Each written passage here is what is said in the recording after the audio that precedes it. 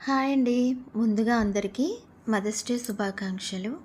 ఈ పాట మా అమ్మగారి కోసం పాడుతున్నాను. మీ అందరి కోసం పాడుతున్నాను.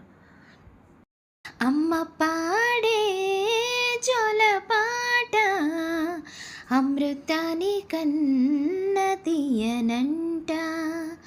అమ్మ పాడే లాలి పాట తేనెలూరి పారే ఎరులంట.